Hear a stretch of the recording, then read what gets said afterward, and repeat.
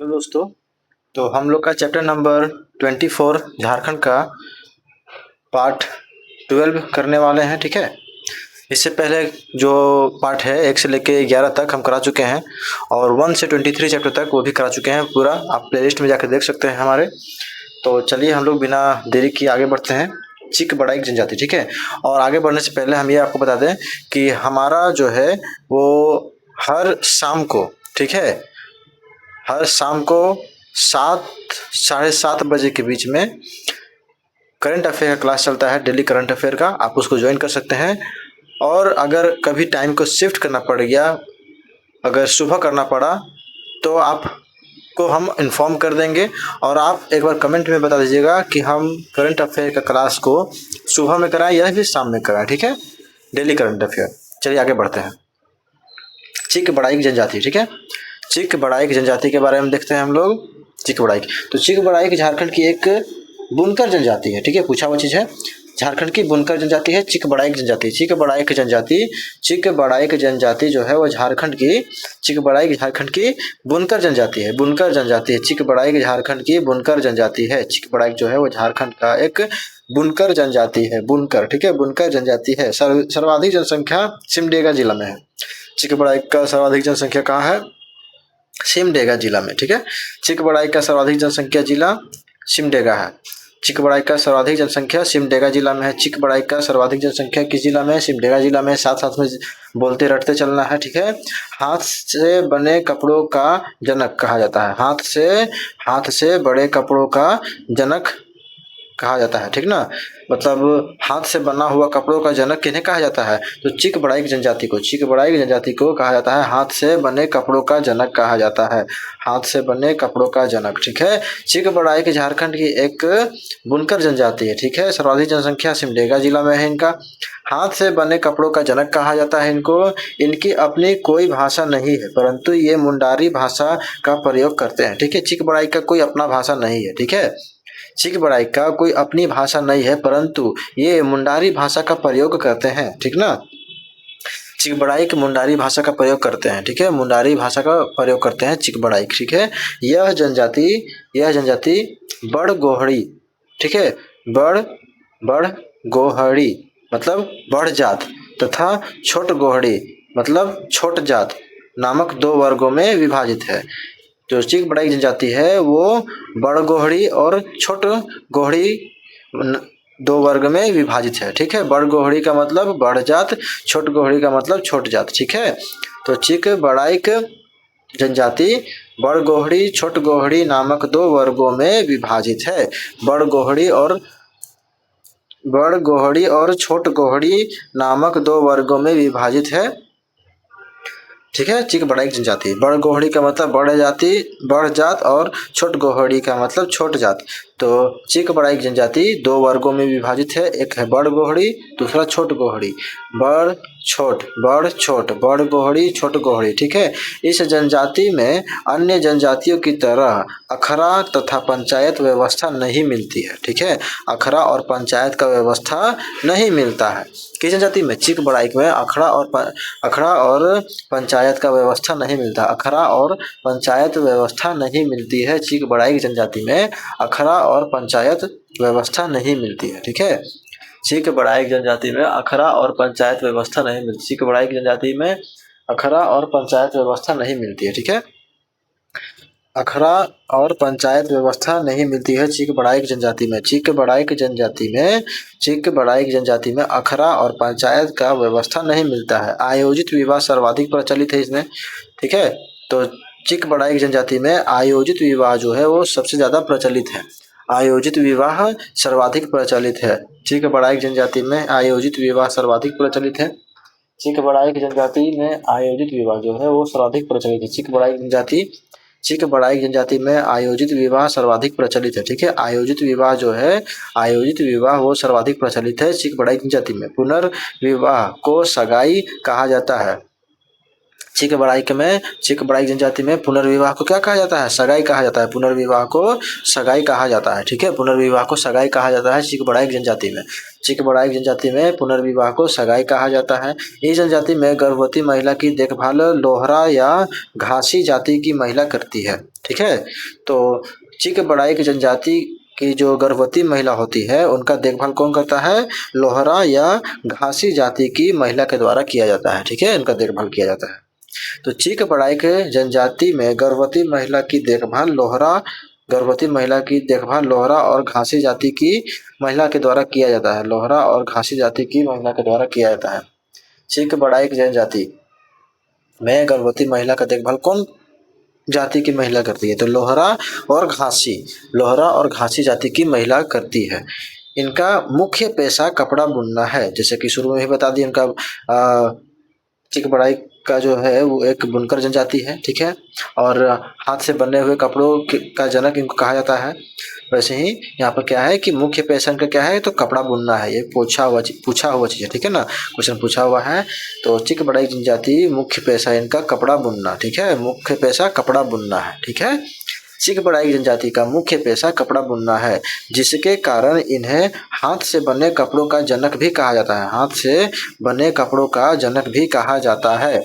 ठीक है, चीक बड़ाइक जनजाति का मुख्य पेशा कपड़ा बुनना है। चीक बड़ाइक जनजाति का मुख्य पेशा क्या है? तो कपड़ा बुनना है, जिसके कारण इन्हें हाथ से बने कपड़ों का जनक कहा जाता है।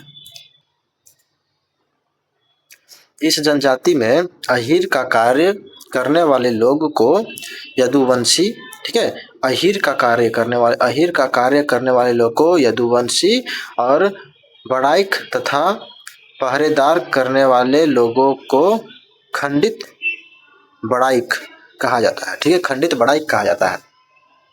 इस जनजाति में अहीर का कार्य करने वाले लोगों को यदुवंशी कहा जाता है, यदुवंशी बड़ाइक कहा जाता है तथा ठीक है, तो चीक बड़ाइक जनजाति में अहीर का कार्य करने वाले लोग को यदुवंशी बड़ाइक और पहरेदारी करने वाले लोगों को खंडित बड़ाइक, ठीक है, खंडित बड़ाइक कहा जाता है। तो चीक बड़ाइक जनजाति में क्या है कि अहीर का कार्य करने वाले लोगों को यदुवंशी कहा जाता है, यदुवंशी बड़ाइक कहा जाता है, और पहरेदार करने वाले लोगों को खंडित बड़ाइक कहा जाता है, खंडित बड़ाइक कहा जाता है। प्रमुख देवता सिंह बोंगा है। ठीक है, चीक बड़ाइक का प्रमुख देवता सिंह बोंगा है। देवी माई इनकी प्रमुख देवी है। प्रमुख देवता सिंह बोंगा, देवी माई जो है वो प्रमुख देवी है, प्रमुख देवी देवी माई है। ठीक है, प्रमुख देवी देवी माई, प्रमुख देवता सिंह बोंगा, प्रमुख देवी देवी माई। ठीक है, चीक बड़ाइक का प्रमुख देवता सिंह बोंगा है, सिंह बोंगा सूर्य को भी कहते हैं। ठीक है, देवी माई इनकी प्रमुख देवी है। शवों के दफनाने के स्थान को मसना कहा जाता है। ठीक है, चीक बड़ाइक में जहाँ पर शव दफनाया जाता है उस स्थान को मसना कहा जाता है। ठीक है, शवों के दफनाने के स्थान को मसना कहा जाता है, शवों के दफनाने के स्थान को मसना कहा जाता है। कई गांवों को मिलाकर अंतर ग्रामीण पंचायत का गठन किया जाता है, कई गांवों को मिलाकर अंतर ग्रामीण पंचायत का गठन किया जाता है, जिसका प्रमुख राजा कहलाता है। ठीक है, कई गांवों को मिलाकर अंतर ग्रामीण पंचायत का गठन किया जाता है। चीक बड़ाइक जनजाति में कई गांवों को मिलाकर अंतर ग्रामीण पंचायत का गठन किया जाता है, जिसका प्रमुख राजा कहलाता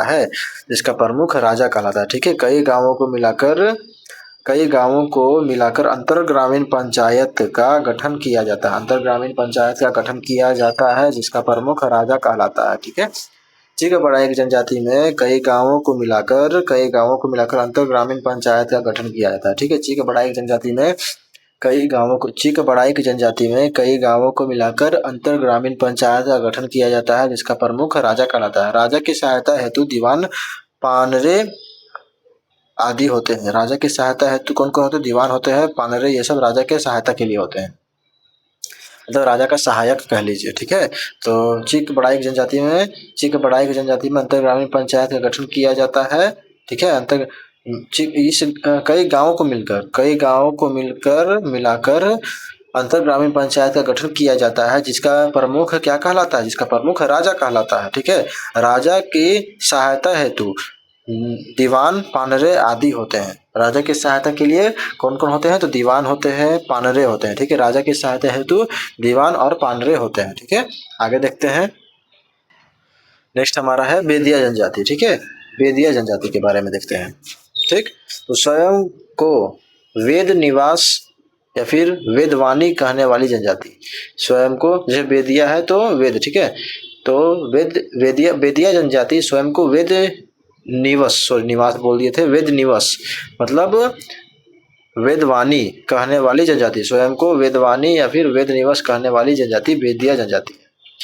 स्वयं को वेद निवास कहने वाली जनजाति है बेदिया जनजाति। ठीक है, बेदिया जनजाति स्वयं को वेद निवास या फिर वेदवानी कहने वाली जनजाति, स्वयं को वेदवानी कहने वाली जनजाति है। बेदिया जनजाति स्वयं को वेदवानी कहने वाली जनजाति है। स्वयं को वेद निवास या फिर वेदवानी कहने वाली जनजाति बेदिया जनजाति है। स्वयं को वेद क्या है बेदिया जनजाति स्वयं को वेद निवास या फिर वेदवानी कहने वाली जनजाति। ऐसा माना जाता है कि यह जनजाति विंध्याचल क्षेत्र से होते हुए रोहतासगढ़ आई तथा यहाँ से झारखंड में आकर बसी। ठीक है, इसको देखिए पहले कि मतलब ऐसा माना जाता है बेदिया जनजाति के बारे में कि यह जनजाति जो है वो विंध्याचल क्षेत्र से होते हुए रोहतासगढ़ आई तथा यहाँ से झारखंड में आकर बसी, और यहाँ से झारखंड में आकर बस गया। तो बेदिया जनजाति ऐसा माना जाता है कि यह जनजाति विंध्याचल क्षेत्र से होते हुए रोहतासगढ़ क्षेत्र में आई। ठीक है, विंध्याचल क्षेत्र से होते हुए रोहतासगढ़ क्षेत्र में आई तथा यहाँ से झारखंड में आकर बसी। ठीक है, बेदिया जनजाति ऐसा माना जाता है बेदिया जनजाति के बारे में कि यह जनजाति जो है वो विंध्याचल क्षेत्र से होते हुए रोहतासगढ़ आई।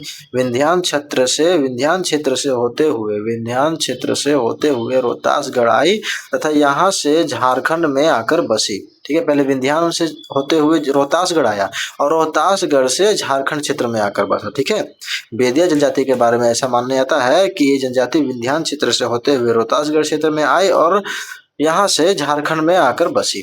झारखंड के मोहूदीगढ़, ठीक है, मोहूदीगढ़ मतलब मोहूदीगढ़ का मतलब क्या है, बरकाखाना और रामगढ़। बरकाखाना और रामगढ़, झारखंड के मोहूदीगढ़, बरकाखाना, रामगढ़ से यह जनजाति अन्य क्षेत्रों में जाकर बसी। ठीक है, झारखंड का मोहूदीगढ़, ठीक है, झारखंड का मोहूदीगढ़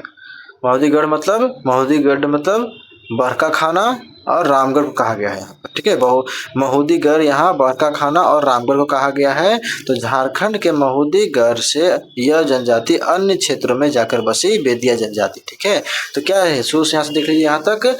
ऐसा माना जाता है कि यह जनजाति विंध्याचल क्षेत्र से होते हुए रोहतासगढ़ आई तथा यहाँ से झारखंड में आकर बसी। ठीक, झारखंड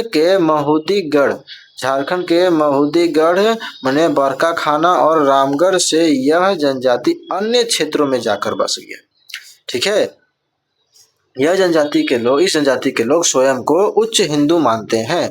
बेदिया जनजाति के लोग जो है वो स्वयं को उच्च हिंदू मानते हैं। ठीक है, बेदिया जनजाति के लोग स्वयं को उच्च हिंदू मानते हैं।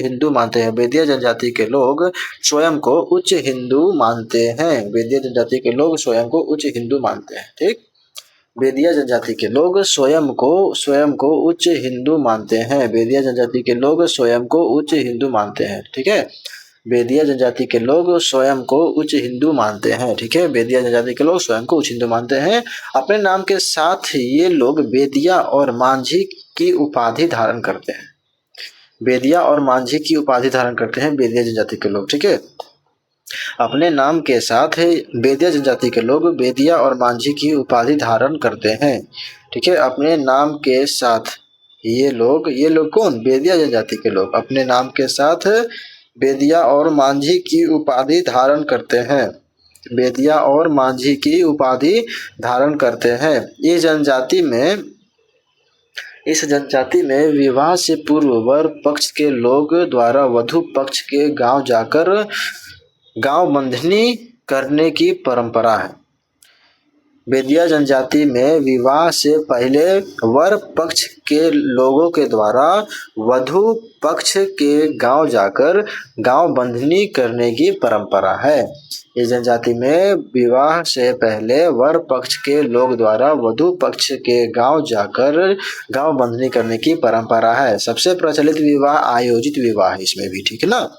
बेदिया जनजाति में सबसे प्रचलित विवाह है आयोजित विवाह, ठीक है। बेदिया जनजाति में सबसे प्रचलित विवाह है आयोजित विवाह। आयोजित विवाह सबसे प्रचलित विवाह है बेदिया जनजाति में, ठीक। आयोजित विवाह सबसे प्रचलित विवाह है बेदिया जनजाति में, सबसे प्रचलित विवाह आयोजित विवाह है। इनमें विजातीय विवाह को ठुकुर ठेनी कहा जाता है।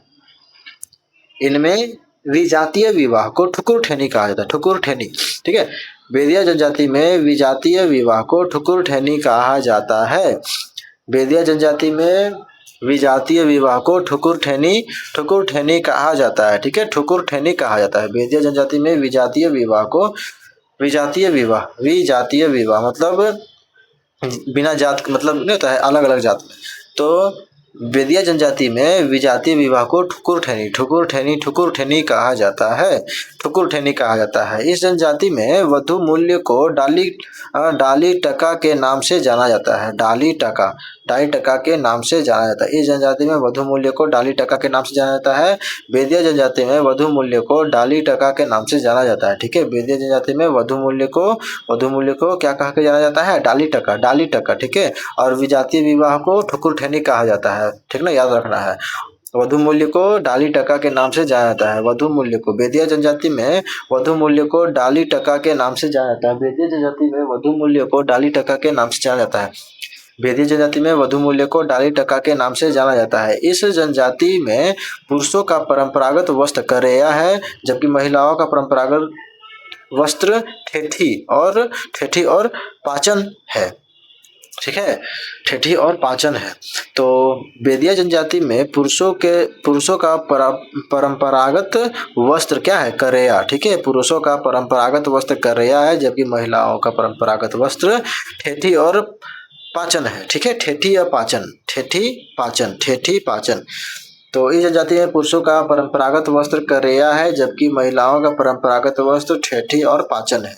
ये लोग ब्लाउज को झूला कहते हैं, ठीक है। ये लोग कौन लोग, बेदिया जनजाति को लोग ब्लाउज को झूला कहते हैं तथा बूढ़ी औरत मुरली झूली पहनती है, ठीक है। मुरली झूली, ठीक ना। बेदिया जनजाति के लोग जो है वो ब्लाउज को क्या कहते हैं, झूला कहते हैं, ठीक है। बेदिया जनजाति के लोग ब्लाउज को झूला कहते हैं। बेदिया जनजाति के लोग ब्लाउज को झूला कहते हैं तथा बूढ़ी औरत मुरली झूली पहनती है। बूढ़ी औरत मुरली झूली पहनती है। बूढ़ी औरत जो है वो मुरली झूली पहनती है। इस जनजाति में बच्चा होने पर अगर लड़का हुआ तो क्या है, हलवाहा आया है, और लड़की होने पर रोपनी आई है कहा जाता है, ठीक है। तो किस जनजाति में, बेदिया जनजाति में अगर बेदिया जनजाति में बच्चा होता है, उसमें अगर बच्चा में अगर लड़का होता है, ठीक है, अगर लड़का जन्म लेता है बेदिया जनजाति में, तो उसको कहा जाता है कि अरे हलवाहा आयल हो, माने हलवाहा आया है, ठीक है, हलवाहा आया है। और लड़की जन्म लेती है, लड़की होने पर उसको कहा जाता है कि रोपनी आई है, ठीक है, रोपनी आई है, ठीक। अब यहाँ पर क्या देखते हैं कि ब्लाउज को झूला कहते हैं, बूढ़ी औरत लोग मुरली झूली पहनती है। इस जनजाति में बच्चा होने पर अगर लड़का हुआ तो हलवाहा आया है कहते हैं, और लड़की होने पर रोपनी आई है कहा जाता है। इनके नाच के मैदान को अखड़ा कहा जाता है, ठीक है। नाच के मैदान को क्या कहा जाता है, अखड़ा कहा जाता है। ऑलमोस्ट हर जनजाति में नाच के मैदान को अखड़ा ही कहा जाता है, ठीक है ना, याद रखना है। इस जनजाति के प्रमुख देवता सिंहबोंगा है, इनमें भी सिंहबोंगा है, ठीक है। इस जनजाति के बेदिया जनजाति के प्रमुख देवता सिंहबोंगा है। इनमें सूर्याही पूजा का प्रचलन है, ठीक है, सूर्याही पूजा का प्रचलन है। इनके धार्मिक स्थल को सरना कहा जाता है। बेदिया जनजाति के धार्मिक स्थल को सरना कहा जाता है, ठीक है। बेदिया जनजाति के धार्मिक स्थल को सरना कहा जाता है। आगे देखते हैं।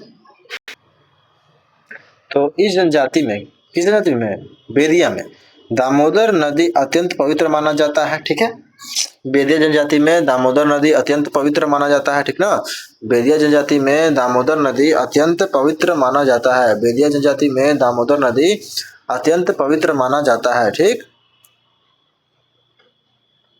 बेदिया जनजाति में दामोदर नदी जो है वो अत्यंत पवित्र माना जाता है, अत्यंत पवित्र माना जाता है दामोदर नदी। ठीक है, तथा अस्थि विसर्जन हेतु सोनथरा, सोनथरा अस्थि विसर्जन हेतु तथा अस्थि विसर्जन हेतु सोनथरा, मांडू व कुंडू, रामगढ़, कुंडू रामगढ़ नामक स्थानों को सर्वाधिक पवित्र माना जाता है। तो बेदिया जनजाति में दामोदर नदी को पवित्र माना जाता है और अस्थि विसर्जन के लिए जगह सोनथरा, मांडू में सोनथरा जगह और रामगढ़ में कुंडू जगह को सर्वाधिक पवित्र माना जाता है। ठीक है, मांडू में कहा, सोनथरा, मांडू में सोनथरा। ठीक है, मांडू में सोनथरा, मांडू में सोनथरा जगह और रामगढ़ में कुंडू जगह को अत्यंत पवित्र माना जाता है। ठीक, इनके गांव के मुखिया को, इनके गांव के मुखिया को प्रधान कहा जाता है। ठीक है, इनके गांव के मुखिया को क्या कहा जाता है, प्रधान कहा जाता है। बेदिया जनजाति के गांव के मुखिया को प्रधान कहा जाता है। इसे महतो या ओहदार भी कहते हैं, महतो या ओहदार भी कहते हैं इसको। ठीक है, बेदिया जनजाति में गांव के मुखिया को प्रधान कहा जाता है। बेदिया जनजाति में गांव के मुखिया को प्रधान कहा जाता है। बेदिया जनजाति में गांव के मुखिया को प्रधान कहा जाता है। ठीक है, बेदिया जनजाति में गांव के मुखिया को बेदिया जनजाति में गांव के मुखिया को प्रधान कहा जाता है। ठीक है, प्रधान कहा जाता है। इन्हें महतो या ओहदार भी कहते हैं, महतो ओहदार भी कहते हैं। प्रधान का सहायक गोड़ेत, गोड़ेत कहलाता है। प्रधान का सहायक क्या कहलाता है, गोड़ेत कहलाता है। प्रधान का सहायक गोड़ेत कहलाता है। प्रधान का सहायक गोड़ेत कहलाता है। प्रधान का सहायक गोड़ेत कहलाता है। इनमें कई गांवों के प्रधानों द्वारा सरकार चुना जाता है। सबसे बड़े प्रधान को परगनेत कहा जाता है। कई गांवों के प्रधानों के द्वारा सरकार चुना जाता है। ठीक है, बेदिया जनजाति में कई गांवों के प्रधानों के द्वारा सरकार चुना जाता है। बेदिया जनजाति में कई गांवों के प्रधान के द्वारा सरकार चुना जाता है। बेदिया जनजाति में कई गांवों के प्रधान द्वारा सरकार चुना जाता है। बेदिया जनजाति में कई गांव के प्रधान के द्वारा सरकार चुना जाता है। सबसे बड़े प्रधान को परगनेत कहा जाता है। ठीक है, सबसे बड़े प्रधान को परगनेत कहा जाता है। तो आज के लिए इतना ही, और मिलते हैं फिर कल हम लोग नेक्स्ट जनजाति के साथ। और अगर वीडियो पसंद आए तो लाइक करें, सब्सक्राइब करें और शेयर करें, और टेलीग्राम ज्वाइन करें अगर PDF आपको चाहिए होगा तो। धन्यवाद।